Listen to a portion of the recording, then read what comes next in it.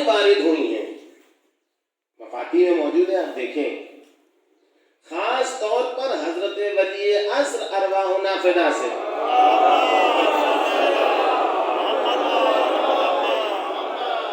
جو دعائیں اس مہینے میں وارد ہوئی ہیں، کسی دوسرے مہینے میں امام زمانہ سے اتنی دعائیں وارد نہیں ہوئی، حتیٰ ماہ رمضان میں۔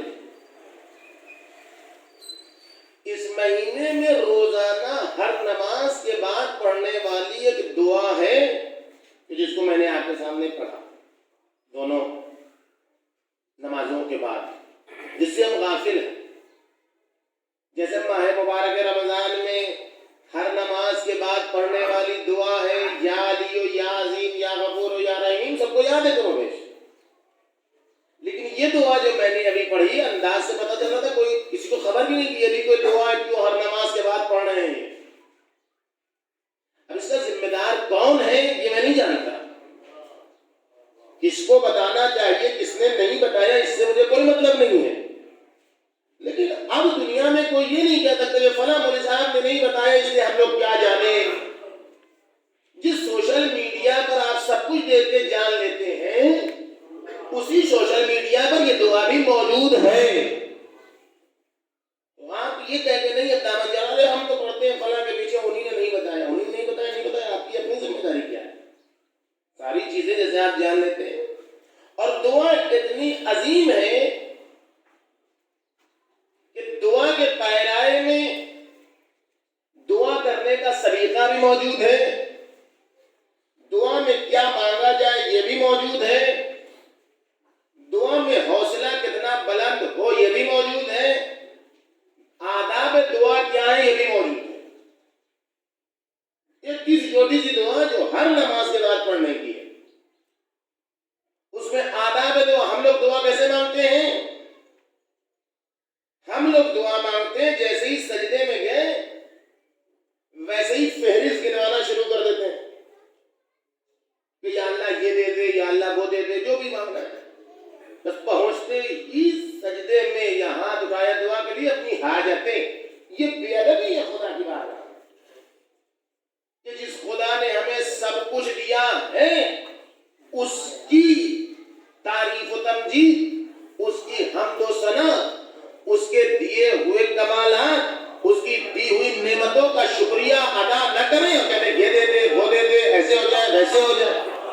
لہذا معصومین نے کہا دیکھو اگر اپنی دعائیں قبول کرانی ہوں تو پہلے خدا نے جو دیا ہے اس کا تذکرہ کرو، خدا نے جو عطا کیا ہے اس کا تذکرہ کرو، اس نے جو تمہارے گناہوں کو چھپایا ہے اس کا تذکرہ کرو، تمہارے عیوب کو جو چھپایا ہے اس کا تذکرہ کرو۔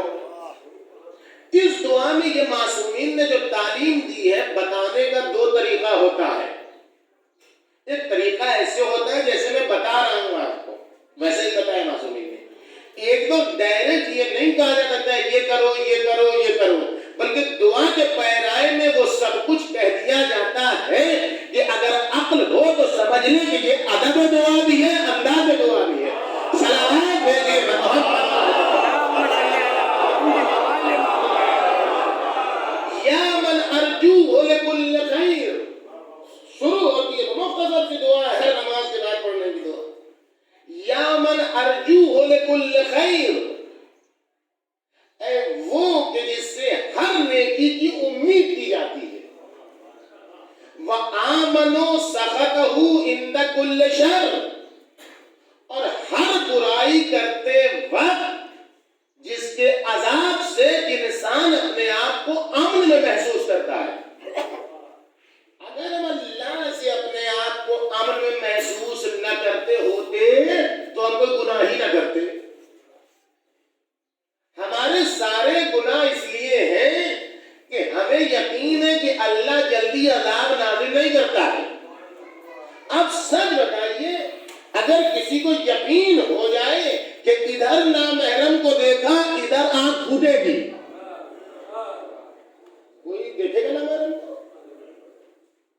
اور ادھر ہم نے کسی کا مال ہڑپنے کے لیے ہاتھ ڈالا اور ہاتھ ہو جائے گا شل، اور ادھر شوہر نے بیوی کے حقوق ادا نہیں کیا ہے اس کا منہ ہو جائے گا ٹیڑھا، ایسے کوئی ظلم کرے گا یہ جتنے ظلم کرنے والے اپنی زوجہ پر ہیں اور شوہریت کا دعویٰ جمانے والے ہیں، ان کو یقین ہو جائے کہ اگر ہم نے ظلم کیا تو کل چرچا ہو جائے گا. کوئی کرے گا ظلم؟ اچھا، رات کے سناٹے میں جو قضائی سائٹ پر جا کے ہم جو کرتے ہیں، اگر یقین ہو جائے صبح مسجد میں اشتہار کے طور پر فرشتہ لا کے لگا دے گا. آپ بتائیے ایک کو جرأت ہوگی کہ ارے صبح میں مسجد کے چارٹ پر لگا ہوگا مراد اللہ نے یہ کیا اور وہ کیا اور لڑکا لڑکی بنا اور لڑکی لڑکا بنا اور یہ گھپلا کیا، وہ بدماشی کی اور وہ 420 کی، وہ یہ گناہ کرے گا؟ وَآمَنُوا سَخَطَهُ عِنْدَ كُلِّ شَرٍ. ہر برائی کے وقت جسے احساس امن ہوتا ہے کہ وہ فوراً عذاب نازل نہیں کرے گا. یا من یؤتی الکثیر بالقلیل، اے وہ کہ جو بہت کم کے ذریعے سے بہت زیادہ عطا کرتا ہے. 2 رکعت بتا دی کتنے لوگ تھے نماز جماعت میں؟ 10 آدمی سے کم اگر ہے جماعت میں تو حساب معلوم ہے. 10 آدمی سے زیادہ ہو گئے نماز جماعت جب حساب ہی نہیں معلوم ہے. یہ 2 رکعت نماز کی بات ہے، یہ 4 رکعت نماز کی بات ہے. یؤتی الکثیر بالقلیل، جو کم کرنے کے باوجود زیادہ عطا کرتا ہے. یا من یؤتی من سالہ، اے وہ کہ جو اس سے سوال کرتا ہے اس کو بھی عطا کرتا ہے. وَيَا مَن یؤتی من لم یسألہ ومن لم یعرفہ، جو اسے بھی عطا کرتا ہے جو اس سے نہیں مانگتا ہے اور جو اس کو نہیں پہچانتا ہے اس کو بھی عطا کرتا ہے. جو ترب خاں بنتا ہے اس کو بھی عطا کرتا ہے. جو خدا بن کے فرعون بننا چاہتا ہے، نمرود بننا چاہتا ہے، شمر بننا چاہتا ہے، یزید بننا چاہتا ہے، ٹرمپ بننا چاہتا ہے، نیتن یاہو بننا چاہتا ہے، سب کو عطا کرتا ہے. اچھا، عطا کرتا نہیں کرتا ہے؟ عطا کرتا نہیں کرتا، کچھ شک عطا کرتا ہے. لمحے بھر کے لیے جس وقت شمر تلوار چلا رہا تھا، خنجر چلا رہا تھا، اللہ اس کی سانس روک لیتا. کیا کرتا ہے؟ سب کو عطا کرتا ہے. جو نہیں پہچانتا ہے اس کو بھی عطا کرتا ہے، جو پہچانتا ہے اس کو بھی عطا کرتا ہے. کیوں عطا کرتا ہے؟ کوئی ٹھیکیداری ہے اللہ کی؟ نہیں دے گا تو آپ کچھ کر لیجیے گا، اس کا کیا کیجیے گا؟ کوئی اللہ کا کیا بگاڑ لے گا اگر اللہ نہیں دے گا تو؟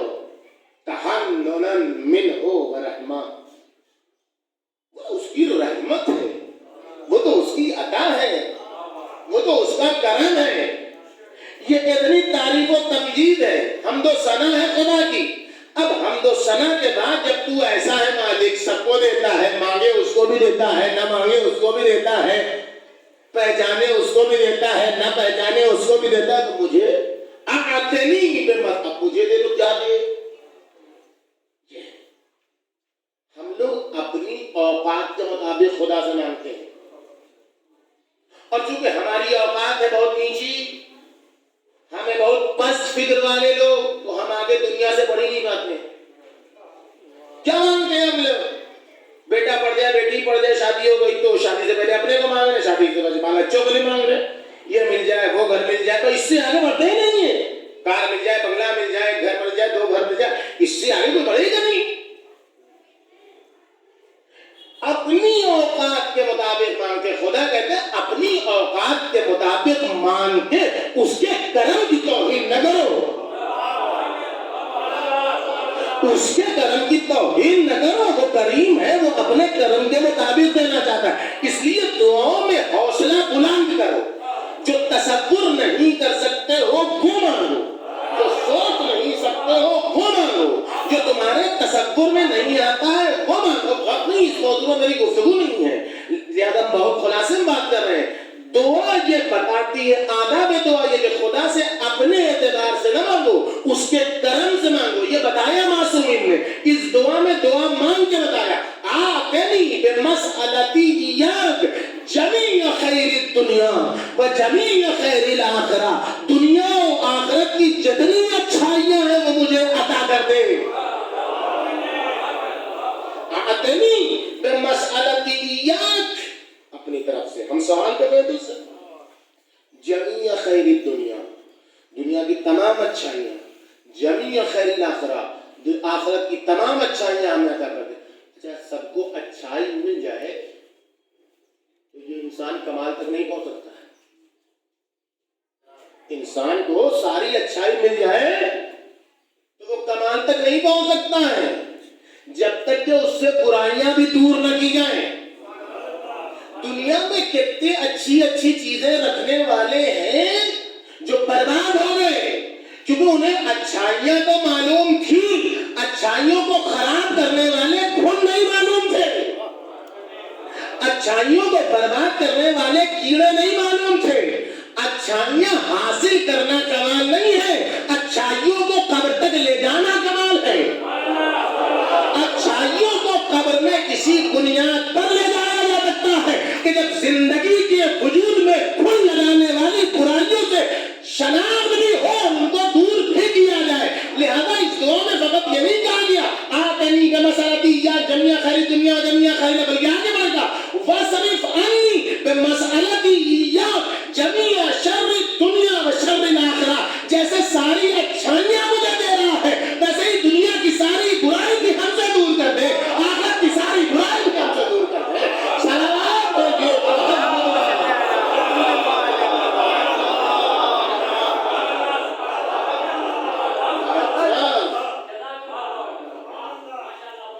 جب سب کچھ تو ہمیں ہی عطا کر دے گا تو چھٹا میں دینے کے لیے کیا رہے گا؟ سوچیے ذرا آپ کیا کر رہے ہیں اللہ سے؟ جتنی دنیا و آخرت کی اچھائی ہے وہ مجھے دے دے، جتنی دنیا و آخرت کی برائی ہے وہ ہم سے دور کر دے. تو ساری اچھائی تو مراد رضا کو مل گئی. سب کچھ ہمیں ہی مل گیا تو دوسرے کو دینے کے لیے کیا بچا؟ آپ فرض کیجیے میرے پاس 1 ارب روپیہ ہے، فرض کیجیے، اور یہ سارا 1 ارب روپیہ اٹھا کے میں نے ان کو دے دیا. اب آپ آئے تو یہ ہم آپ کو کہتے ہیں. تو اللہ سے جب ہم یہ دعا کر رہے ہیں سب کچھ ہم ہی کو دے دے تو سب یہی دعا کر رہے ہیں. ہر نماز کے بعد یہ دعا کرنی ہے، ہر نماز کے بعد یہ دعا کرنی ہے. تو ہر آدمی دعا کر رہا ہے مجھے دے دے تو اللہ جب ایک کو دے گا تو دوسرے کرنا. یہ تمہاری دنیا کی دولت ہے، ایک کو دیا تو کم ہوئی، دوسرے کو دینے کے لیے نہیں آئی. آخرت خدا کی دی ہوئی دولت وہ ہے فَإِنَّهُ غَيْرُ مَنْقُوصٍ مَا آتَيْتَ، تو وہ ہے کہ جو دیتا ہے تو دینے سے کم نہیں ہوتا ہے. صلوات کیجیے محمد.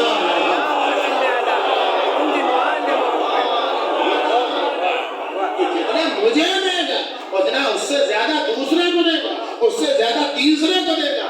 تیرے خزانے میں کمی نہیں ہونے والی ہے. اب یہاں پر کہا گیا اپنی داڑھی پر اپنے، ابھی تو داڑھی نہیں ہو نکل لے گا، چاہے ذاتی طور پر داڑھی نہ نکلی ہو چاہے نکلی ہوئی داڑھی کو مونڈا ہو، وہ اپنی اپنی بات ہے. جن اپنی داڑھی پر اپنے رخسار پر ہاتھ رکھے اور یہ یا ذل جلال والاکرام، یا ذل نعماء والجود، کرم والے، اے جلال والے، اے نعمتوں کو ادا کرنے والے، اے جود و کرم والے، حرم شیبتی علی النار، ہمارے اس چہرے کو جہنم کی آگ سے بچائیں. سبحان اللہ سبحان اللہ. یہ روزانہ پڑھی جانے والی دعا یہ موجود ہے. آپ جا کے کسی چیز پر بھی سرچ کریں گے یہ دعا پرنٹڈ آپ کو مل جائے گی. اس کو نکال لیں کارڈ پر، جیسے آپ یا عظیم لگاتے ہیں ماہ رمضان میں، ویسے یہاں مسجد میں لا کے لگا دیں، اس کو دیکھ دیکھ کے پڑھیں تاکہ اس دعا سے ایک دعا میں نے بتایا ایسی کتنی دعا ماہ رجب میں ہے، کوشش کیجئے کہ اس کو پڑھیں. خاص طور پر استغفار اس مہینے میں بہت زیادہ تاکید ہے. سورہ قل هو اللہ احد پورے مہینے میں 10,000 بار پڑھنے کی تاکید ہے. بہت ساری چیزیں ہیں، دیکھیے کتابیں دیکھیے، بہرمند ہوئیے تاکہ ماہ رمضان کے فیوز و برکات سے بہرمند ہو سکیں. ایک صلوات بھیجیے محمد.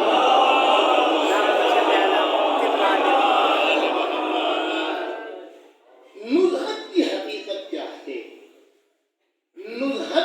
سجدے کسے ہیں، یہ اس کا روٹ ورڈ کیا ہے، اور انسان کو یہ حاصل کب ہوتی ہے؟ نزہت کا جو روٹ ورڈ ہے وہ ہے نزہہ، جسے آپ کہتے ہیں منزہ، منزہ سنا ہوگا آپ نے، یعنی دور رہنا برائیوں سے۔ خدا کہتے ہیں کیا ہے؟ سبحان اللہ کا معنی کیا کرتے ہیں آپ؟ خدا وہ جو ہر برائیوں سے مبرہ و منزہ ہے، جو منزہ بولتے ہیں آپ، یہ اسی نزہہ سے ہے۔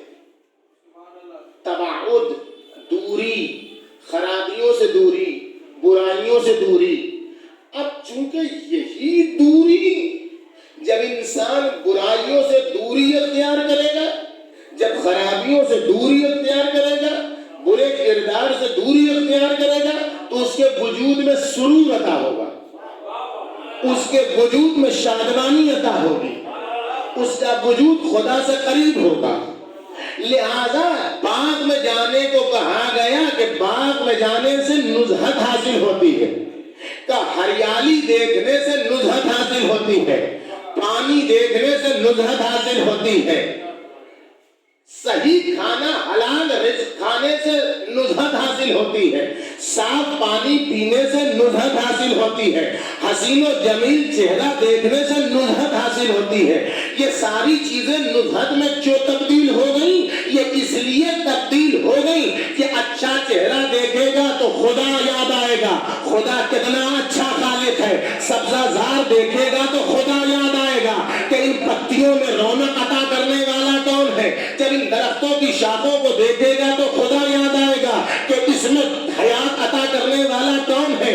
جب باغ و بوستان میں پہنچے گا، کہیں چمیلی دیکھے گا، کہیں دوسرے پھول دیکھے گا، کہیں تیسرے پھول دیکھے گا، آخری میں آگے جب گلاب دیکھے گا، اس کی بھینی بھینی خوشبو جب پہنچے گی، وجود کو جب معطر کرے گی باغ کی خوشبو، تو پھر برائیوں سے وہ دور کرے گی، برائیوں سے دور کرے گی تو پھر کردار کو سرور نصیب ہوگا۔ تب باغ میں جانے سے سرور نصیب ہوتا ہے۔ جب پانی پیے گا تو سوچے گا اس پیاس سے کیسے ٹھنڈک نصیب ہوتی ہے، دل کو کیسے خشکی نصیب ہوتی ہے۔ جب یہ خنکی نصیب ہوگی تو پھر کہے گا خدا وہ ہے جس نے پانی میں حیات رکھی ہے، پانی سے پہنچے گا خدا تک، کہا پانی پینے سے نزہت نصیب ہوتی ہے۔ صلوات دیکھیے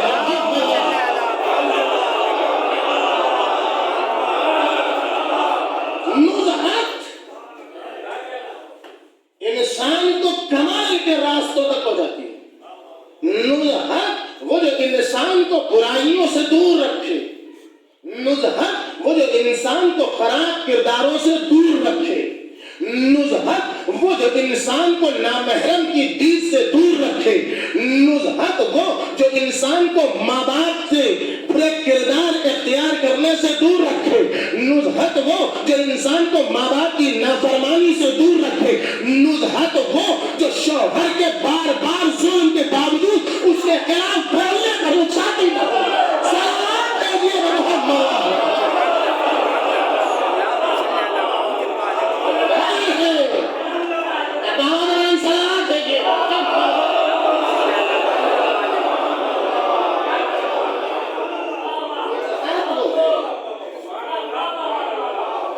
ماں باپ کی تربیت کے باوجود شوہر کے ڈھائے جانے والے مظالم پر مسکراتی ہوئی دکھائی دے، ہنستی ہوئی دکھائی دے، کوئی پوچھے تو شوہر کا رونا نہ روئے، اپنے پیر پر کھڑی ہو کے بتائے جس کا کردار آپ نے، جس کا نام نزہت رکھا ہے، اپنے کردار سے اتنی عالی ہوتی ہے کہ اپنے کردار سے دوسری عورتوں کو دست زندگی لیتا ہے۔ سلام دیجیے محمد۔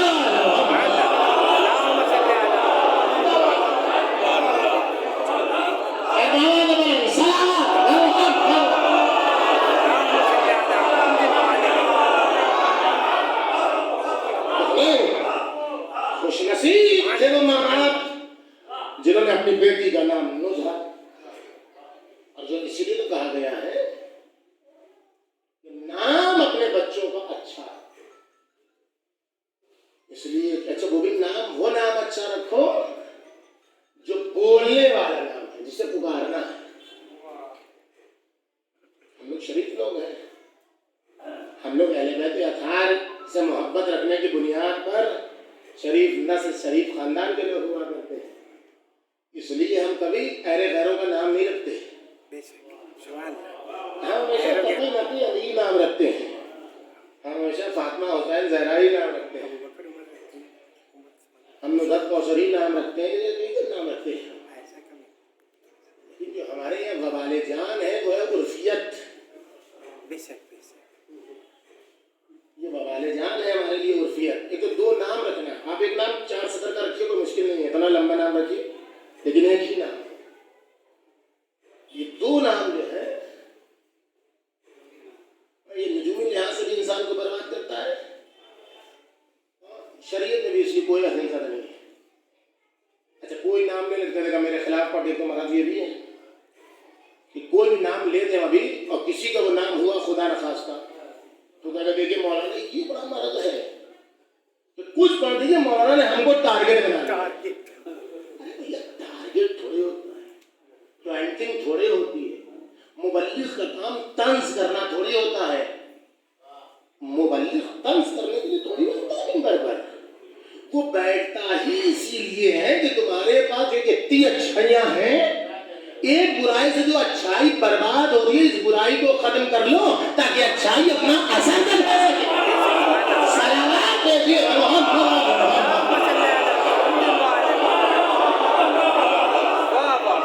کا نام پپو ہے، ان کا نام ٹنکو ہے، ان کا نام ڈنکو ہے، قیامت مچی ہے، کاہے کی نام رکھا بھائی؟ دیکھیے کیونکہ کوئی کسی طرف اشارہ نہ کرے، کلی نام اشارہ ایک انگلی آپ نے اشارہ کیا، 3 انگلی آپ کی طرف آتی ہے، کچھ اپنے اندر بھی دیکھو۔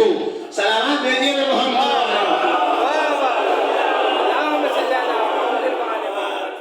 نام کا اثر ہوتا ہے وہ بھی اس نام کا جو پکارا جاتا ہے، اس نے کہا ایسے ویسے نام پکارنے کے نہ رکھو، وہی نام رکھو جو تم نے رکھا ہے اپنی پاک طینت کی بنیاد پر، اسی نام سے عجب پوچھئے کسی سے کیوں ایسا نام رکھا ہے؟ بچہ ہے، علی تقی نقی نام رکھیں گے، فاطمہ زہرا نام رکھیں گے تو کیا نام ہے کہ کبھی بدتمیزی کرے گا، کبھی بدماشی کرے گا تو زہرا کا نام لے کے تھوڑی اس کو ڈانٹ سکتے ہیں، کبھی کبھی اس کو گالی بھی دینی پڑتی ہے مثال کے طور پر، تو علی کہہ کے تھوڑی گالی دے سکتے ہیں، تو اس لیے سب نام رکھتے ہیں کبھی شیطانی کریں تو اس نام سے گالی دے سکیں، کم سے کم اتنا ہی خیال ہو کہ اس نام کی بنیاد پر زبان گالی سے محفوظ ہے۔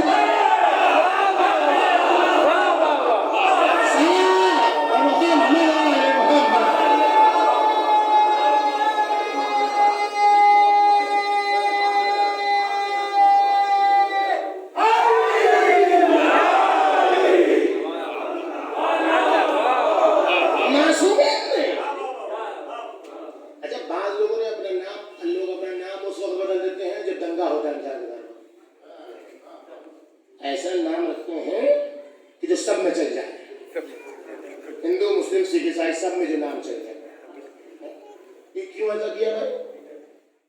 ابھی حالات ایسے نہیں ہیں،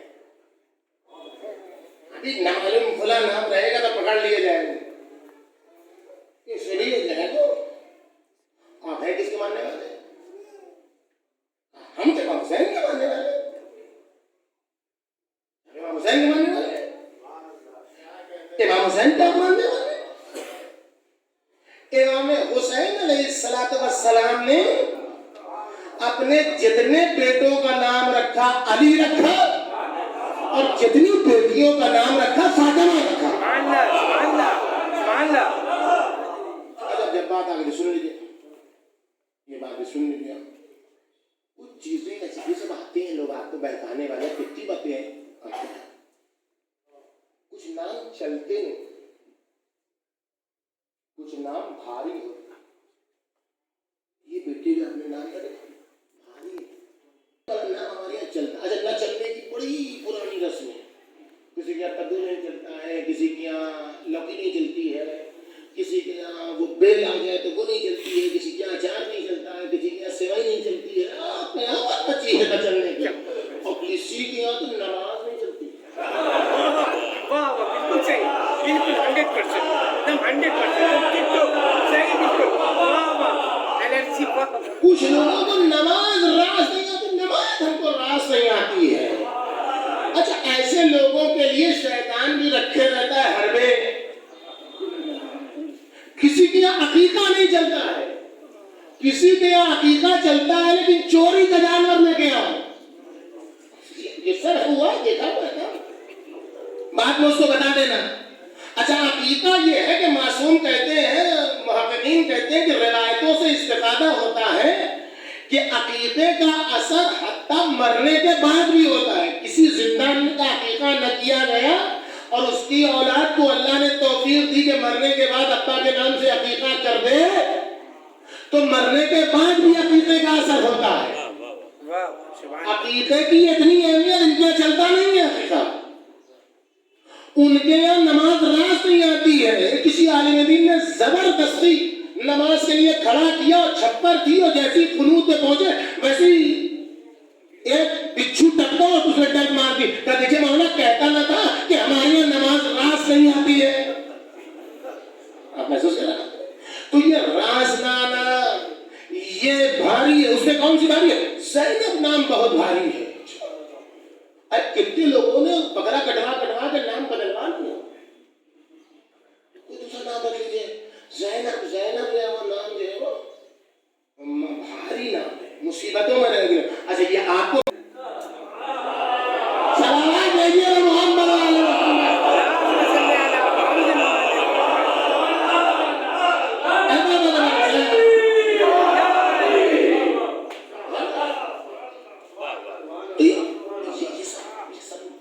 خرافات کی باتیں دین ہے, خرافات سے لڑنے. اور اس قسم کے کتنے خرافات ہیں کہ اگر ہم اس کو بیان کرنے کے لیے چلے جائیں تو پھر تو یہی مجلس ہماری یہاں کی آخری مجلس ہوگی. ایک سلامات بھیجیے محمد.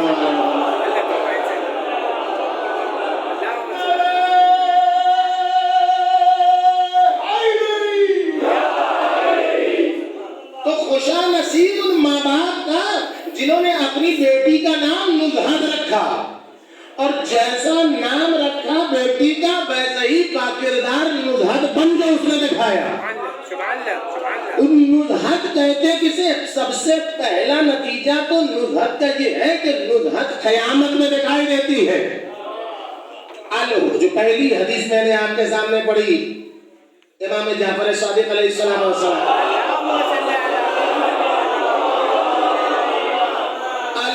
حسن الاخلاق, بہترین اخلاق, جمال فی الدنیا, دنیا میں انسان کو جمیل بنا. اب اخلاق کا مطلب ہم لوگ یہ سمجھتے ہیں کہ بڑے کو سلام کر دیا, کہتے تھے یہ بڑا بااخلاق لڑکا ہے, اور جو مطلب بڑوں کو سلام نہ کری بڑا بد اخلاق لڑکا ہے. اخلاق کسے نہیں کہتے ہیں, یہ سب آداب ہیں. آداب اور اخلاق میں فرق ہے. آداب بدلتے رہتے ہیں, اخلاق بدلتے نہیں ہیں. ایک جگہ کچھ ادب ہے, دوسری جگہ کچھ. تو کسی سے جھک کے ملنے کا نام اخلاق نہیں ہے. اپنے اندر خدائی صفات کو اتارنے کا نام ہے اخلاق. اللہ نے دو خلقت رکھی ہے, حسن الاخلاق, اچھا اخلاق, برا اخلاق. اللہ نے دو قسم کی خلقت رکھی ہے. ایک خلقت جو عالم ذر سے اس دنیا میں بھیجنی ہے, ایک جو اس دنیا سے محشر میں جانا ہے. دو قسم کی مخلوق ہے. وہ جو وہاں سے یہاں آنا ہے اسلاب و ارحام سے ہوتے ہوئے, وہ اللہ نے اپنے ہاتھ میں رکھا ہے. کون گورا پیدا ہوگا, کون کالا, کون ناٹا پیدا ہوگا, کون لمبا, کون حسین پیدا ہوگا, کون بدصورت. طریقے بتائے ہیں کہ وہ آداب اگر انجام دو گے تو ممکن ہے بچہ گورا پیدا ہو, ممکن ہے بچہ حسین پیدا ہو, ممکن ہے بچہ ذہین پیدا ہو. یہ سب طریقے بتائے گئے, لیکن ضمانتی نہیں ہے کہ یہ کیجیے گا تو یہ ہو ہی جائے گا. دعا اس کے بعد ضروری ہے کہ خدا یہ کیا ہے, اس میں اثر تو دے دے.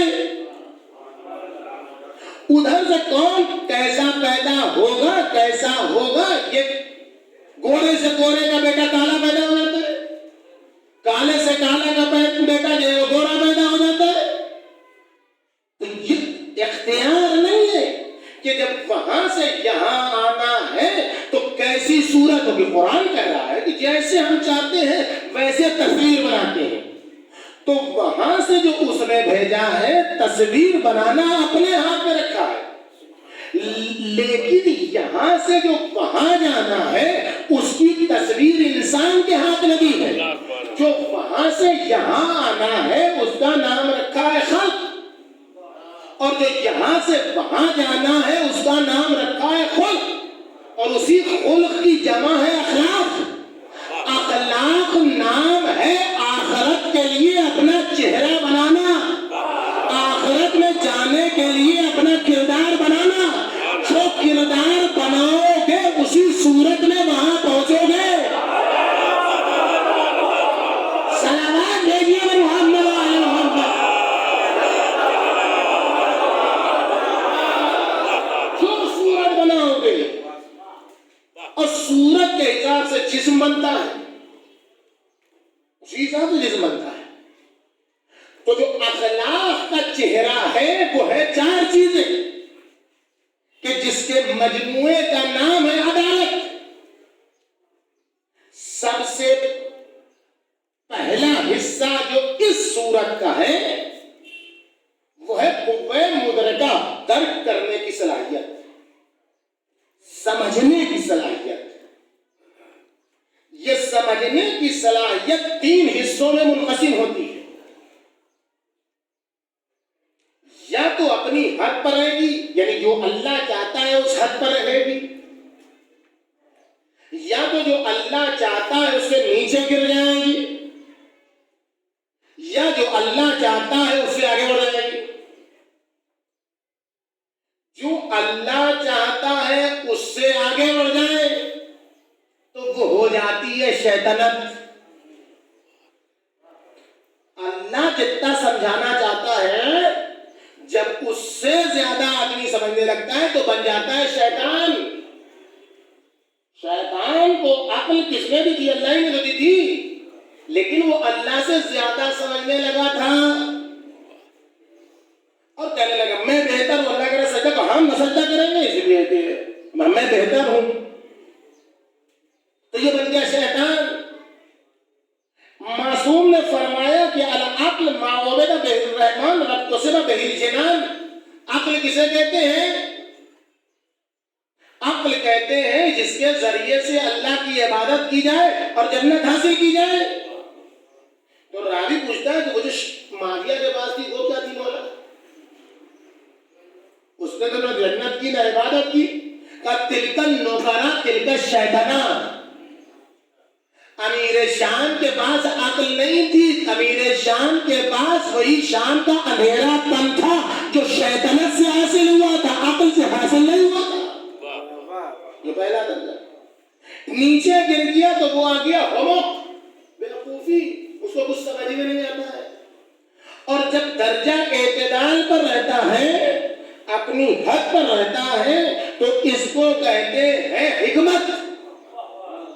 عقل جب ویسے سوچتی ہے جیسے اللہ چاہتا ہے تو یہ بنتی ہے حکمت۔ دوسرا مرحلہ آتا ہے قوہ غضبیہ کا۔ غضب، غصہ آنا بری صفت ہے یا اچھی صفت؟ بولیے، بری صفت، اچھی صفت؟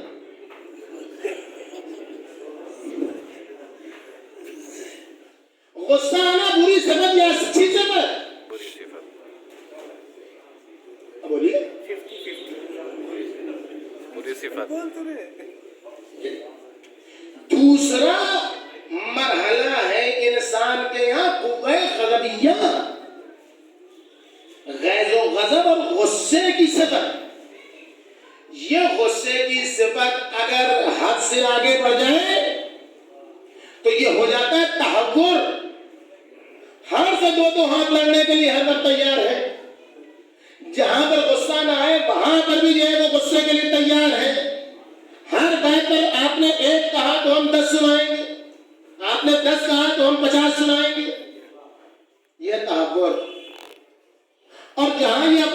سے گرا یہ گیلی مٹی کیا؟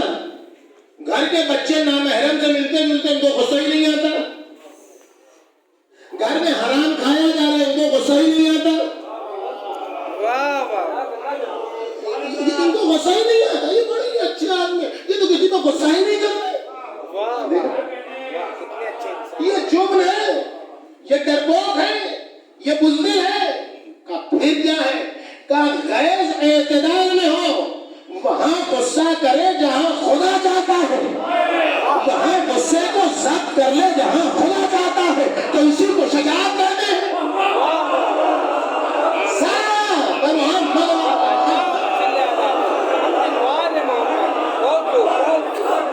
جب غضبیہ، جب غیر و غضب کی صلاحیت خدا کے بتائے ہوئے راستے پر چلتی ہے تو اسے شجاعت کہتے ہیں۔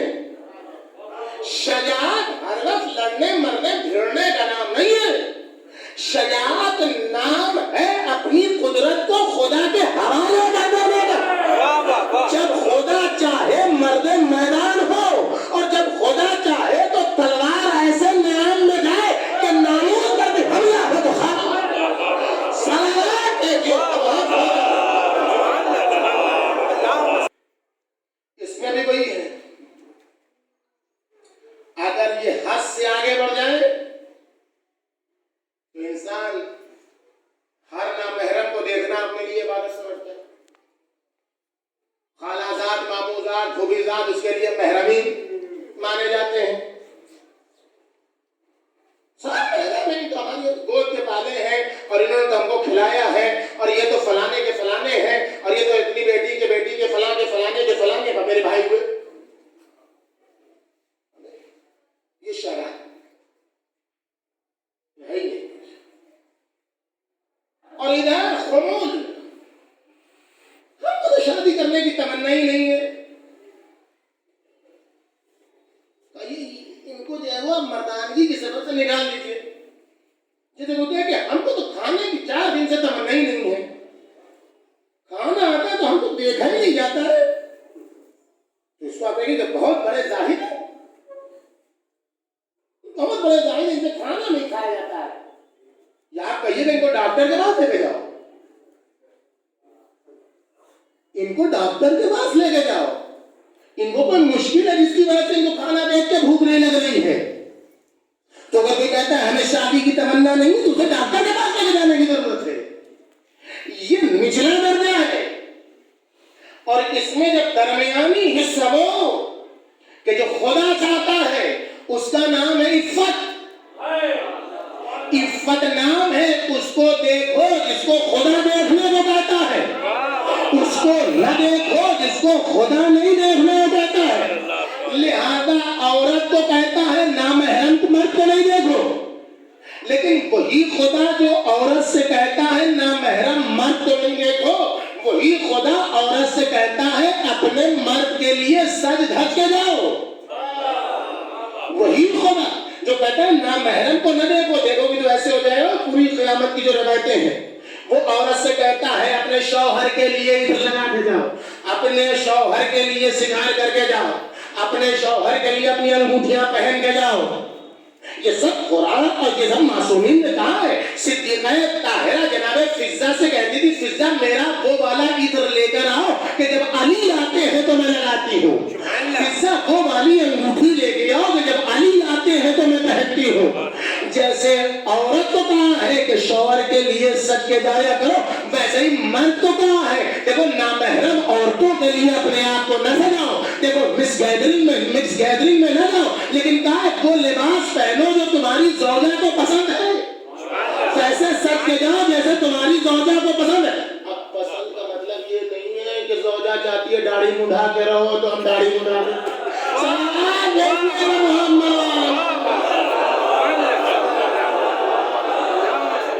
زوجہ چاہتی ہے کہ ہم ایسا کپڑا پہنے تو ہم نہ، وہ جو شریعت کے حدود میں ہے، وہ جو عزت کے حدود میں ہے، لہذا پیغمبر اکرم دھاری دھار کپڑا پہن کے باہر نکلے، سرخ ہے کچھ گلابی ہے کچھ بلو ہے، کسی نے کہا یا نبی اللہ انت الفتح، کیا جوان ہے جو ایسا رنگین کپڑا پہنے ہوئے؟ پیغمبر اکرم نے کہا کیا کہتے ہو؟ انا الفتح الفتح ابن الفتح، میں جوان بھی ہوں، جوان کا خزم بھی ہوں. صلوات دیکھیے امام حسین علیہ السلام رنگین لباس پہن کے نکلے. کسی نے کہا امام حسین آپ کے لیے اچھا نہیں لگتا ہے یہ بات؟ کہا کیوں نہ پہنوں، میری زوجہ کو یہ رنگ پسند ہے. معصوم نے اپنے کردار سے بتایا پیکرے عفت و شرافت مرد وہ ہے جو وہاں دکھاتا ہے جہاں شریعت کہتی ہے، وہاں مقام عفت رہتا ہے جہاں شریعت روکتی ہے. صلوات دیکھیے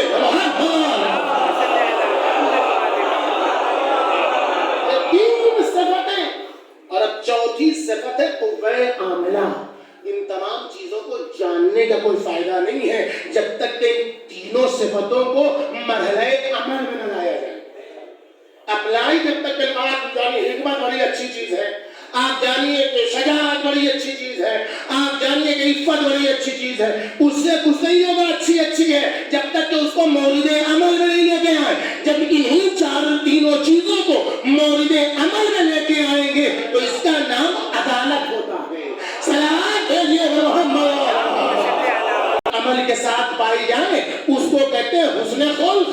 اب امام علیہ السلام کی حدیث پڑھیے، الحسن الخلق جمال فی الدنیا، جس میں یہ چاروں اوصاف پائے جائیں وہ دنیا میں بھی حسین ہے، نزہۃ فی الآخرہ، آخرت میں جو اسے سرور نصیب ہوگا. کسی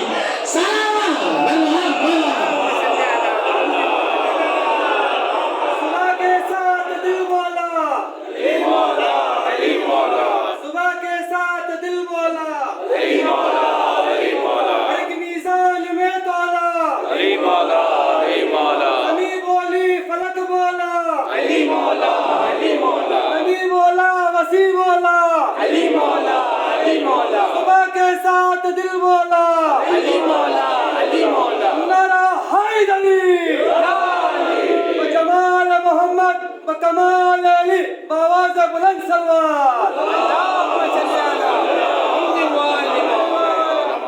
حسن خلق، اچھے اخلاق، جمال فی الدنیا، نزہۃ فی الآخرہ. اچھے اخلاق کی نزہت آخرت میں دکھائی دے گی. جس کا کردار یہاں پیکر اخلاق ہوگا وہاں نزہت بن کے وہ سامنے آئے گی آخرت میں. خوشان نصیب ان ماں باپ کا جنہوں نے ایسی پیکر اخلاق نزہت بیٹی پروان چڑھا دی جو نرغے آدھا میں دشمنوں میں اکیلی رہی لیکن اس کے کردار پر کوئی ایک ہلکی سی خیال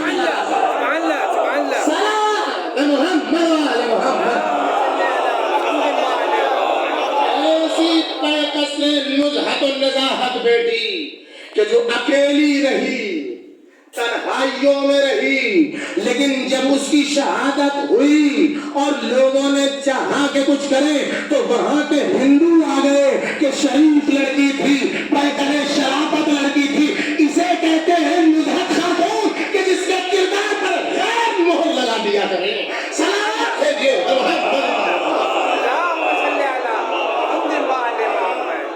اور یہی نزہت جب منفی کردار میں آ جاتی ہے تو پھر یہ نزہت ڈھکوسلا بن جاتی ہے. پھر ظلم کرنے والا روتا ہے جیسے یزید ظلم کرنے کے بعد روتا تھا مالی ولی الحسین، ہائے حسین نے میرا کیا بگاڑا تھا، خدا لعنت کرے عبید اللہ پر. اتنا تو سمجھ ہی میں آ گیا کہ حسین کے قاتل پر لعنت ہے، یزید کہہ رہا ہے. صلوات بھیجیے محمد. بعد میں مگرمچھ کے آنسو کام نہیں آتے کہ بڑی اچھی تھی بڑی اچھی تھی، جب زندہ تھی تو اس کے کردار سے کیا فائدہ اٹھایا. صلوات بھیجیے محمد. جو اپنے کردار سے نرغے آدھا میں رہ کے غیروں کا بھی جی سکتی ہے وہ اپنے شوہر کا دل بھی جینا اچھی طرح جانتی ہے. صلوات بھیجیے محمد.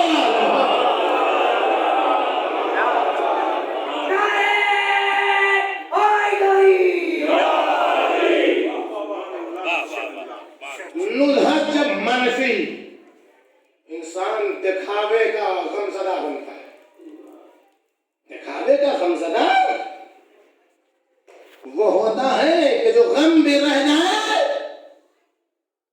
مصیبت کا اعلان بھی نہ ہو. اس کو کہتے ہیں دکھاوے کا غمزدہ. اتنی بڑی مصیبت ہو گئی, اتنی بڑی قیامت ٹوٹ گئی کہ وہاں پر کے رہنے والے آج تک اس مصیبت کو بھلا نہیں پا رہے, اور کوئی غم منانے والا اسی مصیبت کا تذکرہ نہ کرے جس پر سب رو رہے ہیں. مطلب یہ ڈھکوسلے کی نزہت ہے جس کو پیغمبر اکرم نے فرمایا. منفی کردار میں جب نزہت آ جائے تو انسان کو برباد کر دیتی ہے.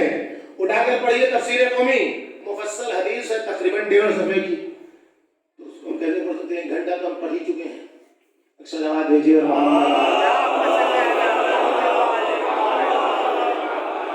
گھنٹہ جو ہم پڑھ چکے ہیں, جو ہم لکھ کے اس میں رکھے تھے اس کو ہم نے کھولا بھی نہیں ہے. آپ سمجھ رہے ہیں نا, اور اس سے زیادہ پڑھنے کی بھی چاہتے نہیں, اس لیے کہ آپ لوگ 10 سے 11 بجے سے بیٹھے ہوئے ہیں. تو تھوڑی سی بات کو اور 10-15 منٹ اور پڑھ سکتے ہیں.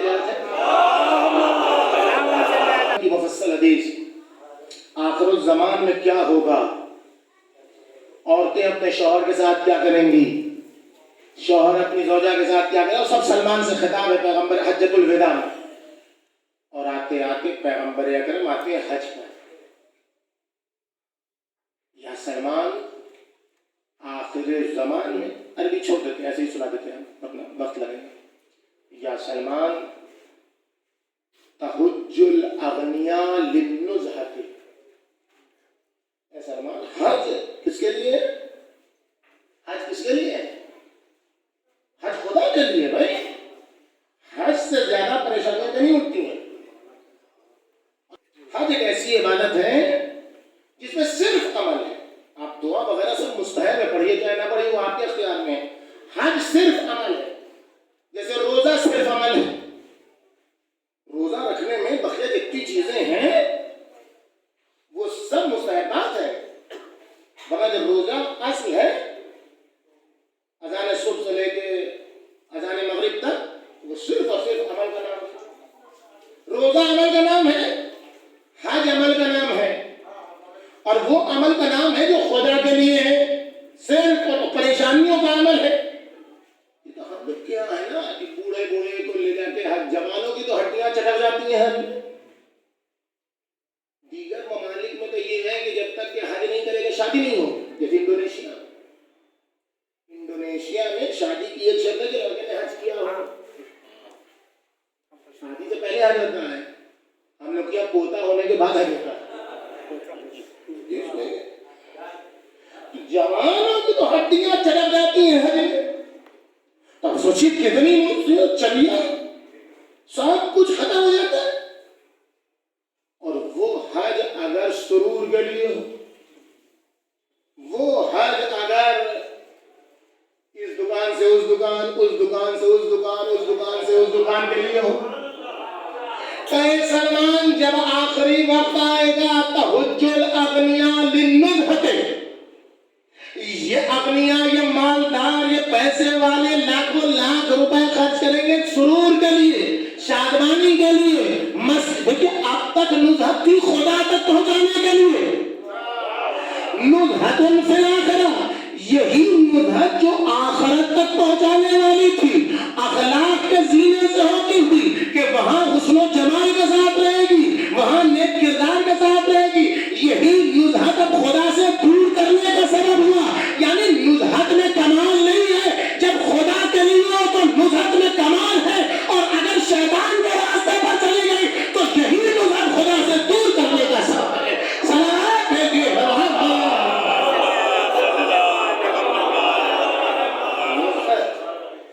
تحج الاغنیاء للنزہۃ وتحج الاوساط للتجارۃ. مڈل کلاس کے لوگ بھی حج پہ جاتے ہیں, مڈل کلاس کے لوگ حج پہ جائیں گے تو تجارت کے لیے. سعودیہ میں کون سی چیز کم پیسے مل رہی کہ ہندوستان میں زیادہ قیمتیں بک جائیں. وتحج والفقراء للرياء, اور جو غریب لوگ ہیں وہ اپنا اسٹیٹس دکھانے کے لیے کہ ہم بھی فلاں کے برابر ہیں. یعنی نہ اس مالدار کا حج ہوا, نہ اس میڈیم کا حج ہوا, نہ اس غریب فلک زدے کا حج ہوا. کیوں؟ اس لیے کہ کہیں مستی ہے, کہیں تجارت ہے,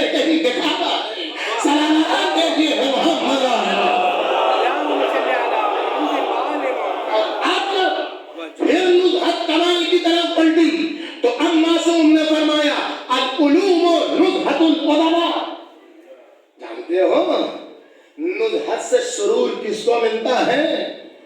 جانتے ہو نزہت کس کے لیے باعث شرف ہے؟ جانتے ہو کون لوگ باشرف ہوتے؟ العلوم نزہت ادیبوں کے لیے سرور کا سبب ہے.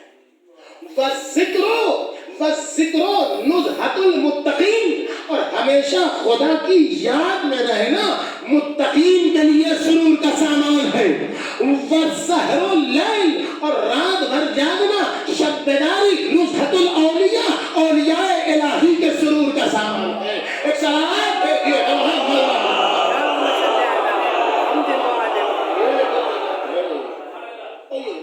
تقریباً اس طریقے سے نزہت 20-22 ہے جو ہم نے آپ کو 2-3 سنا دیا تھا کہ باکمال انسان ہے کہ جو اپنے وجود میں نزہت ایجاد کرے. باکمال انسان وہ ہے جو نام کا نزہت نہ ہو بلکہ شہیدہ خاتون کی طرح اپنے کردار میں نزہت کو اتارے، اپنی رگ و پے میں نزہت کو اتارے. اور علامتیں ہیں ایسی تھوڑی ہم کہیں گے ہم سب سے بڑے منزہ، ہم نزہت پہ کر. آپ کہاں سے ثابت کیجیے گا کہ نہیں تم نزہت پہ کر نہیں؟ آپ کیسے ثابت کیجیے؟ آپ بولیے نا. اللہ دکھاتا ہے یہ مظلوم معنی شہادت، یہ علامت ہے اس بات کی کہ یہ خاتون کی پوری زندگی نزہت مآب تھی. مظلومان جس سے کسی کو آج تک تکلیف پہنچی نہ ہو، صرف ایک کی.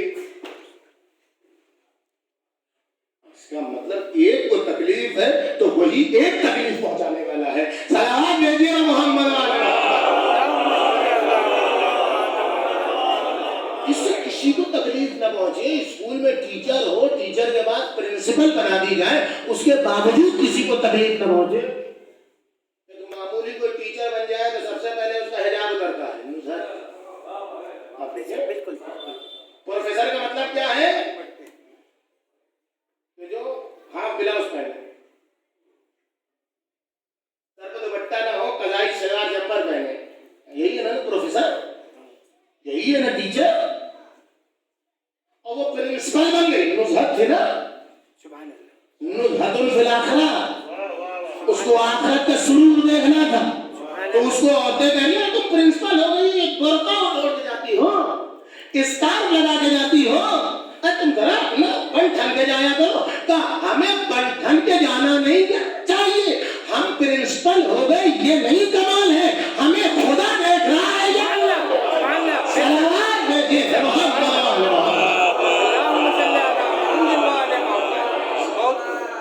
جس نے زندگی بھر حوصلے کے ساتھ زندگی اپنے اشتہار دیکھ رہا، وہ حوصلہ جس کے حوصلے کو دنیا کے مرد سلام کریں. دنیا میں بچوں کو دیکھ کے باپ کو دیکھ کے بچے کمال کی طرف آتے ہیں. یہ ایسی بیٹی تھی جس نے بیٹی کے ایم اے کرنے کے بعد جس کے باپ نے ایم اے کیا. ایسی بیٹی یہ نزہت. آپ دیکھیں تو باپ بھی نمونہ عمل، ریٹائر ہونے کے بعد ایم اے کیا اردو میں. کیا ضرورت ہے کو کہ میری بیٹی نے ایم اے کر لیا تو ہم بیٹی کی بھی حوصلہ افزائی کریں گے، اپنے آنے والے بعد کے بچوں کے لیے بھی حوصلہ افزائی کا مرکز بن جائیں گے کہ علم میں سن و سال کی قید نہیں ہوتی ہے، علم میں بلوانا کی قید ہوتی ہے، جذبہ کی قید ہوتی ہے. صلوات بھیجیے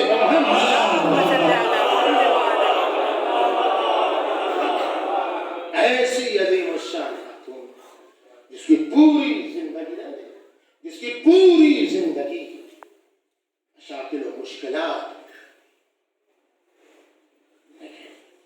خدا کی مصلحت کہ تمہاری زندگی نزہت مآب گزری تو تمہاری موت بھی نزہت مآب ہوگی، تاکہ نزہت فی الآخرہ کا کمال تم کو آخرت میں مل جائے.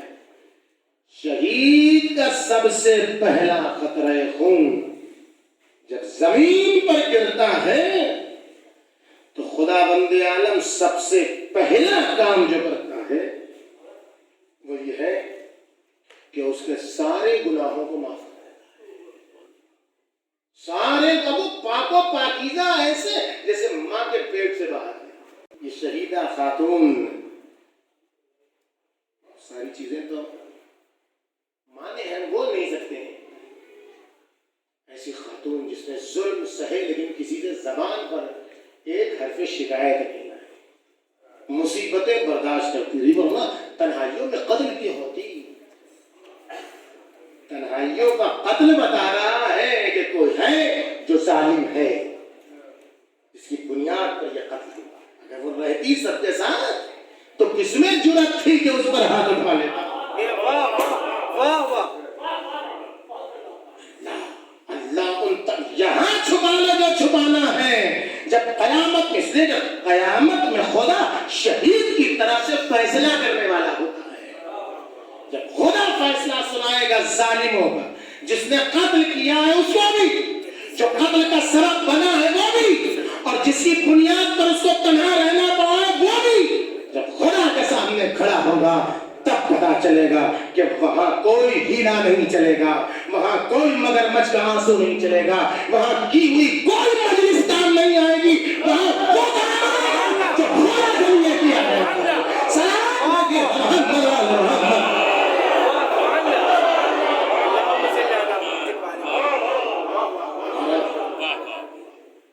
بوڑھا باپ بیٹھا ہوا ہے, ختم ہو گئے اس باپ کی زندگی جس نے ولولوں سے اپنی بیٹی کو پرواز کیا, جس نے اپنی بیٹی کو کبھی ہارنا نہیں سکھایا. سبحان اللہ. واہ. جو اپنے بیٹے کی شادیوں کی تیاری کر رہا تھا, بیٹا بھتیجوں کو بیٹوں ہی کی طرح استعمال, جو اپنے بیٹے بھتیجوں کی شادی کی تیاری کر رہا تھا, بیٹھ گیا زمین پر. جو کپڑا بیٹوں کی شادیوں کے لیے بنایا تھا وہ کپڑا عزاداریوں میں پہننا پڑا ہے. غمزدہ ماں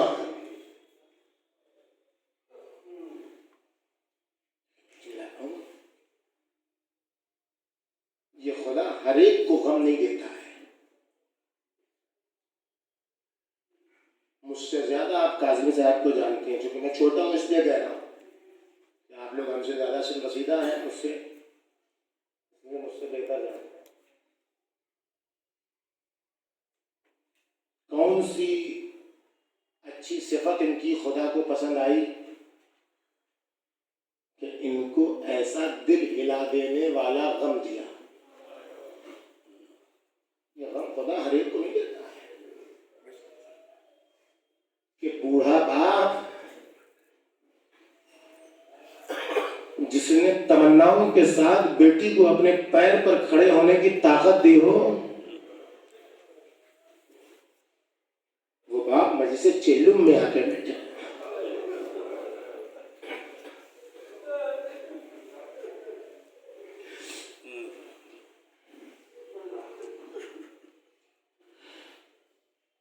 یہ کوئی خاص نیکی خدا کو پسند آئی ہے, اور اللہ پاک کا صبر. کوئی دوسرا باپ ہوتا تو شاید زبان پر شکوے نکل آتے ہیں, لیکن باپ نے صبر کر لیا. وہ مصیبت ہے جو ابوذر جیسے صحابی رسول کو خدا نے, اور وہ بھی ایسے نہیں تھے ابوذر کو. جب ابوذر کو معلوم ہوا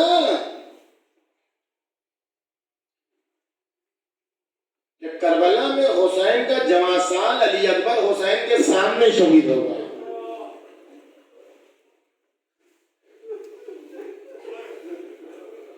اور ساتھ میں ابوذر کو یہ بھی معلوم ہوا کہ ابوذر کربلا میں نہیں رہیں گے, اور کربلا کی مصیبت کتنی ہے. ابوذر کربلا کی مصیبت کو سمجھتے ہیں, ہم لوگ سمجھتے ہیں رو لیا امام حسین کو تو بہت بڑا کمال کر دیا کہ ہم کیا امام حسین کی مصیبت کو سمجھیں گے. ابوذر نے اپنے اعتبار سے سمجھا.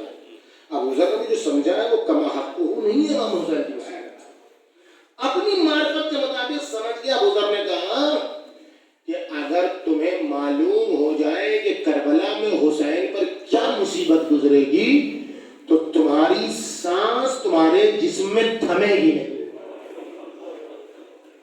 تمہاری سانسیں اکھڑ جائیں گی حسین کی مصیبت کو اگر سوچ لو گے. ایسی معرفت کے درجے پر پہنچے ہوئے ابو ذر نے خدا کی بارگاہ میں ہاتھ اٹھا لیا, اے میرے اللہ, حسین کی مصیبت میں نہیں دیکھ پاؤں گا تو تو اتنا کر, حسین پر جو سب سے بڑی مصیبت پڑے گی اس مصیبت سے مجھے بھی دو چار کر دے. تو ابو ذر کے ربضہ پردیس میں تھے. ابو ذر جوان سال بیٹا زر نبات پا گیا. ابو ذر قبر کھودتے جاتے تو کہتا ابو ذر بڑی مصیبت ہے, پردیس میں ہو, اکیلے ہو, اے ابو ذر یہ مصیبت کیسے برداشت کرو گے؟ ابو ذر پلٹ کے کہتے تھے ارے یہ مصیبت کچھ بھی نہیں ہے, کربلا میں جو مصیبت حسین علی اکبر کے جنازے پر دیکھیں گے اس مصیبت کے سامنے کوئی مصیبت نہیں ہے. کہ بھائی آپ کی بیٹی کو تماچے مار کر شہید کیا گیا. اے بھائی آپ کی بیٹی کی گردن توڑ دی گئی, اس مصیبت کو برداشت نہیں کر سکوں.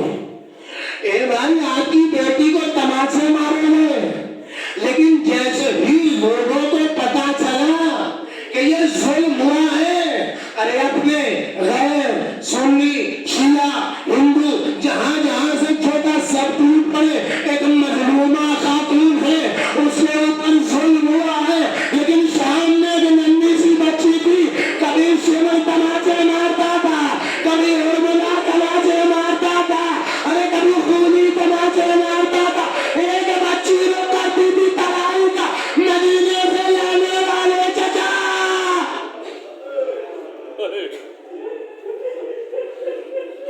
ختم مجلس کا دو جملے سن لو.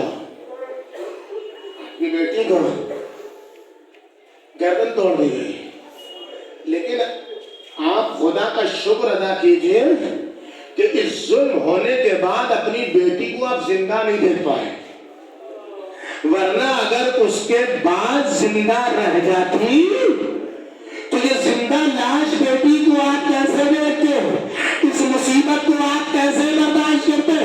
ارے یہ تو کوئی قلعے علی مرتضیٰ سے پوچھے کہ جب سیدہ پر ظلم ہوا اور چہرے پر تماچا لگا تو یہ نوبت آ گئی کہ جب وہ دو ملعون ملنے کے لیے آئے اور علی نے مرتضیٰ سے کہا کہ ہم ملنا چاہتے ہیں, بلا لیا. جب آئے تو ایک بار فضا سے کہا یا فضا حفظلینی الجدار, اے فضا میرا رخسار پکڑ کے, میری گردن پکڑ کے میرا رخسار دیوار کی طرف موڑ دو. اے اللہ فریاد و فریاد, ارے فاطمہ ارے اپنی مصیبت کے بعد کیسے زندہ رہی جو اپنی گردن بھی موڑنے کی صلاحیت نہیں رکھتی تھی. بس یہ دعا کا وقت ہے, کسی کو مجلس تمام ہو جائے گی. شہیدہ کی مجلس شہیدہ کی مجلس میں آپ روئیے, آپ چیخ مار کے روئیے, اس لیے کہ جو مصیبت آپ کی بیٹی پر ڈھائی گئی ہے آپ نے زندگی میں بھی روئیے, آنسو بہائیے, دبائیے نہیں, اپنی مصیبت کو دبائیے نہیں, آپ روئیے حسین کے علی اکبر کو دیکھ کے روئیے جو ٹکڑے ٹکڑے کر دیا گیا تھا. اپنی بیٹی پر نہ روتے نہ روئیے, حسین کی سکینہ پر روئیے. ارے جب حسن دیا گیا آپ کی بیٹی کو تو جسم پر کوئی زخم نہیں تھا, لیکن حسین کی بیٹی کو جب حسن دیا گیا تو مسالہ آ کے پہنچی ہے, اے بی بی کیا تمہاری بچی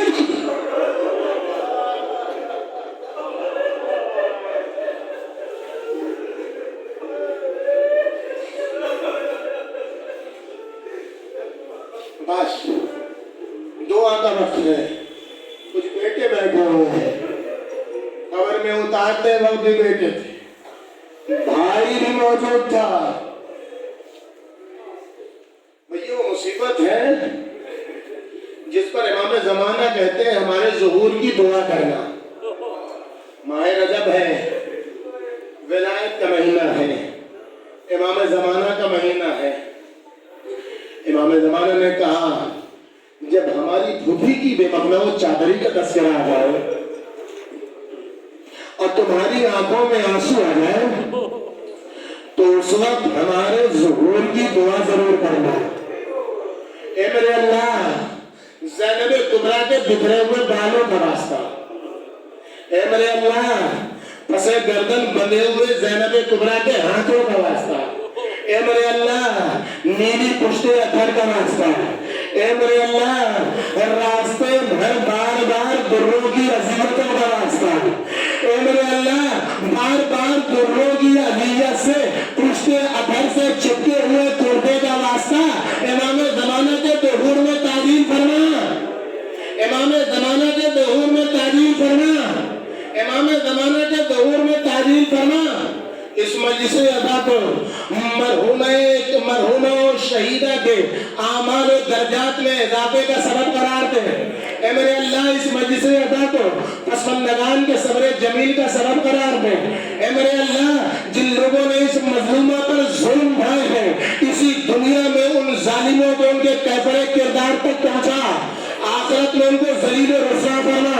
जो शख्स कातिल है उसका पता हमें जल्द अज जल्द अता फरमा। इनको जख्मी किया, जख्मी थी तुम्हारी बहन, चेहरा जख्मी था, गर्दन जख्मी थी, हलक जख्मी था, लेकिन जिस्म तो जख्मी नहीं था।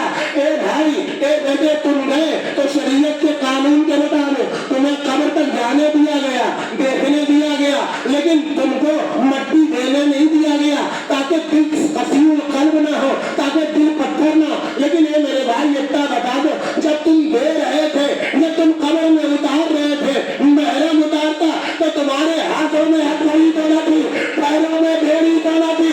आए शाम का अली, हाथों में हथकड़ी, पैरों में बेड़ी, गले में ताज़े खारदा।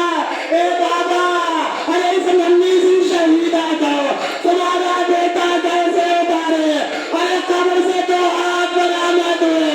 ए अली, अरे मेरी बेटी जाएंगी ना तो लो सैयदे सज्जाद में गए।